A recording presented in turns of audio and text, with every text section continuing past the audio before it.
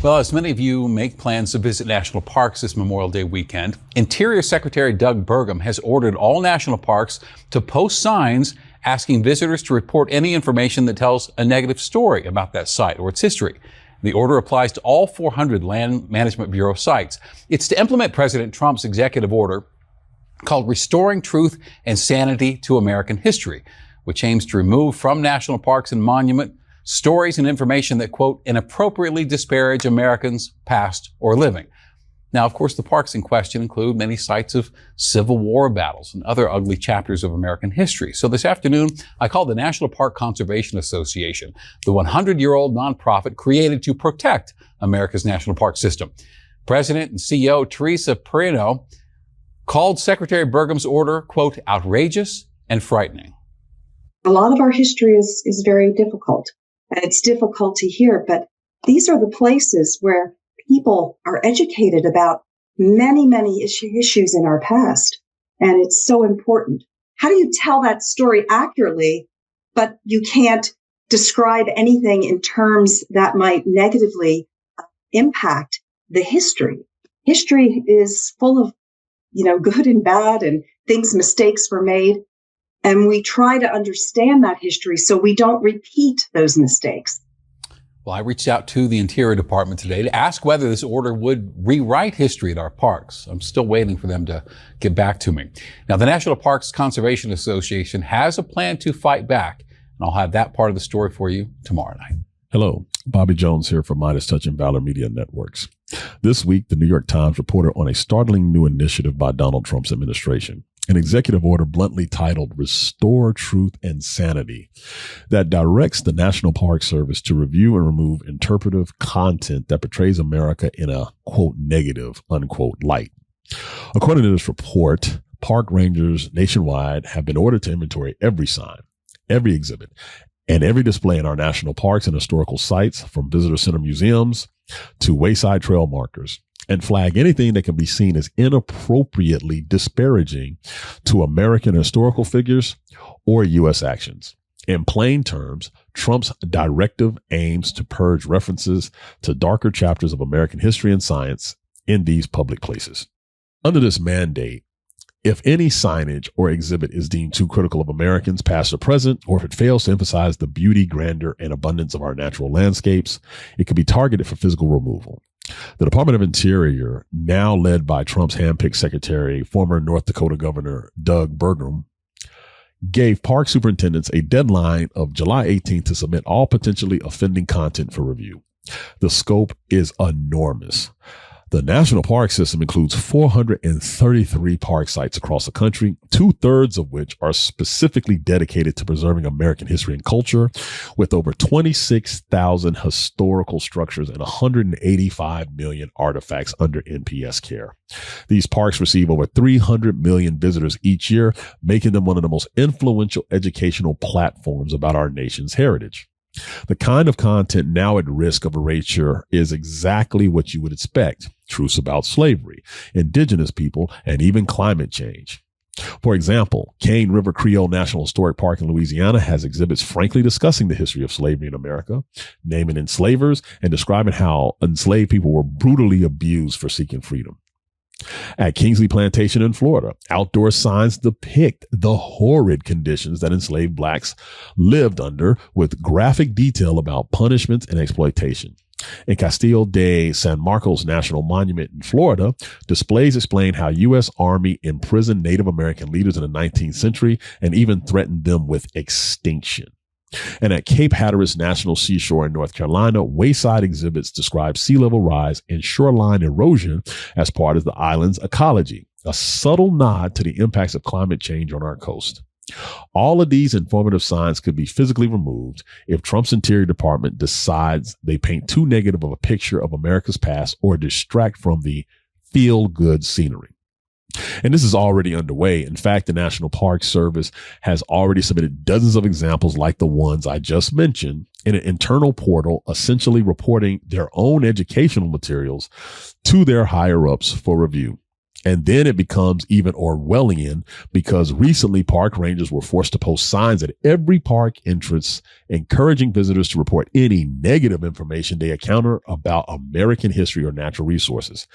Each of these signs display a QR code for visitors to scan and submit comments about the content which they felt was unpatriotic. But the funny twist of this satire is American people have utterly failed to deliver those reports. The Washington Post has obtained over 200 of these visitor comments and found that the vast majority were overwhelmingly positive about praising the parks, their staff, and even poking fun at this deliberate witch hunt. Hardly anyone has complained about anti-American exhibits. Instead, they have griped about mosquitoes, missing moose, or begged for more park rangers and funding due to dirty bathrooms and obvious understaffing. Many visitors explicitly defended the educational signs. They said they enjoyed learning about the indigenous history, even the parts involving atrocities by white settlers. And they actually wanted to see more information on these topics, not less.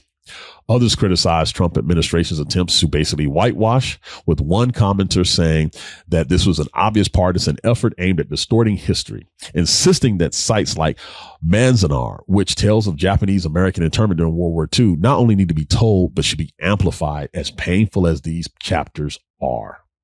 The removal of, for instance, transgender people at the Stonewall National Monument, a key LGBTQ plus history site, and trying to restore the old colonial name of Mount McKinley to a place like Denali in Alaska. If Trump thought that these people, the American people, would be cool with that, he has been sorely mistaken. The public's message has been clear. Don't erase our actual history. And to understand why this is such a big deal, we need to go back and see how hard it was to get the actual history out there. The National Park Service often shied away from topics like slavery and racism. Going back to the 1930s up until the 1990s, the Park Service not only did not mention slavery had anything to do with causing the Civil War, they even allowed Virginia state historian to veto any mention of slavery and in any of their park exhibits. And for decades, battlefield museums just described troop movements and heroics, not focusing or analyzing why the actual war was happening, which meant ignoring slavery entirely. It wasn't until 1995 that MPS finally dared to include an exhibit at Fort Sumter, explicitly linking slavery to the start of the war. Change has come slowly. One glaring case is the Little Bighorn battlefield in Montana. For over a century, that site essentially glorified General Custer's last dance with dozens of white marble markers and an 1880s obelisk honoring the fallen American soldiers. The narrative ignored that this was a victory for the Lakota and Cheyenne warriors defending their homelands. In fact, a monument there literally praised the Army for clearing the district of the Yellowstone of the hostile Indians, language that celebrates the genocide of Native people on the frontier. Only in 1991, spurred by Native activists and some enlightened leadership, did Congress finally rename the park from Custer's moniker to Little Bighorn and authorize an additional Indian memorial to honor the indigenous lives that were lost in battle.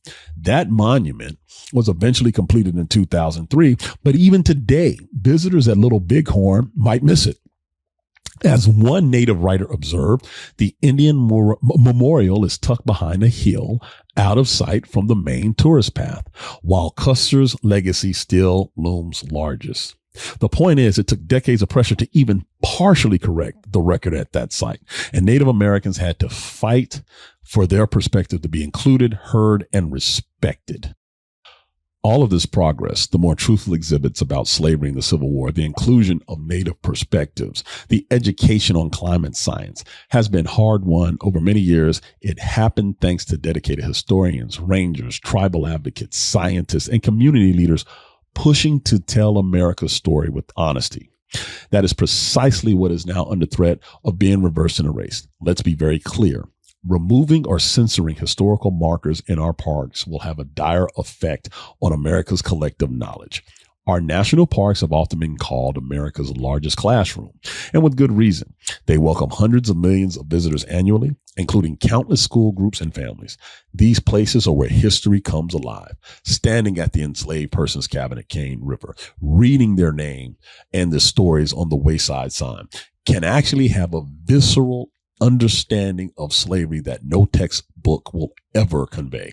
Seeing the words of the 1863 Emancipation Proclamation etched in stone at the Lincoln Memorial, or reading a plaque at Manzanar about families forced from their homes in Japanese American internment, or even discovering the grave of a native child at Sand Creek.